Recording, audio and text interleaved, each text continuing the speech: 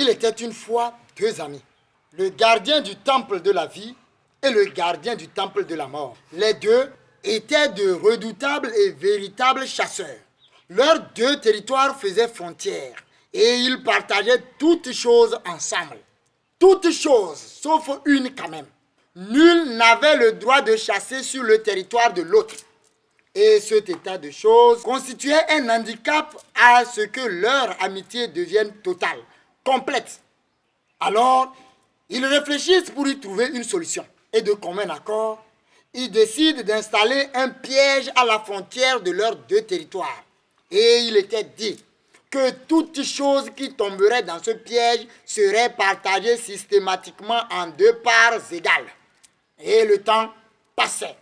Et le piège capturait des gibiers. Plus le temps passait, le piège capturait des gibiers. Davantage le temps passait et le piège capturait des gibiers. Des lions, des rhinocéros, des éléphants, des panthères, des serpents, des rats. Même la petite fourmi était partagée en deux parts égales au bonheur des deux amis.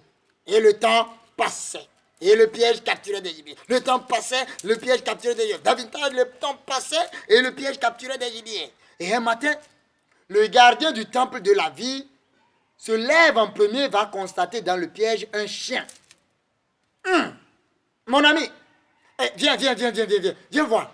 Viens voir ce qui nous réserve ce matin, notre piège. Mais mon ami, c'est l'un de mes redoutables chiens de chasse. Mais tu ne le reconnais pas? C'est qui c'est? Sourou, qui c'est l'avenir? Oui, c'est l'un de mes redoutables chiens de chasse. On va quand même pas le tuer. Ah non, mon ami. Les lois sont les lois. Les règles sont les règles. Et il faut les respecter.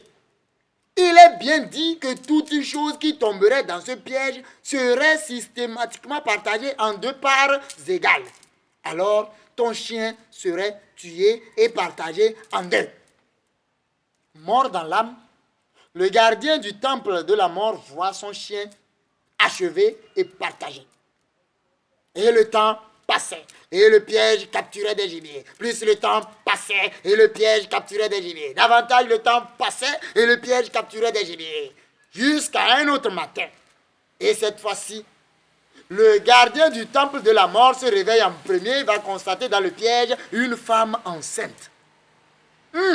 Mon ami, hey, viens. On te va pas Gamoameda. Konjona. Hey, à cause ou non? À cause ou quoi? Mais c'est l'une de mes femmes. Tu ne la reconnais pas? Mais c'est elle qui nous a préparé à manger la dernière fois que tu étais venu à la maison. Mais c'est à cause ou non? Elle ne sera quand même pas tuée. Ah non! Les lois sont les lois. Les règles sont les règles. Et il faut les respecter. Il est bien dit que toute chose qui tomberait dans ce piège serait partagée en deux parts égales systématiquement. Alors, il n'en serait pas moins pour ta femme. Mais attends, c'est quand même un humain. C'est pas un chien, c'est pas un animal, c'est un humain. C'est une exception. Ah non. Mon chien, tout aussi qui était exceptionnel pour moi, avait été tué, partagé en deux parts égales. Alors, il n'en serait pas moins pour ta femme. Elle sera tuée. Non, elle ne sera pas tuée. Miaoui. Tu es pas tué.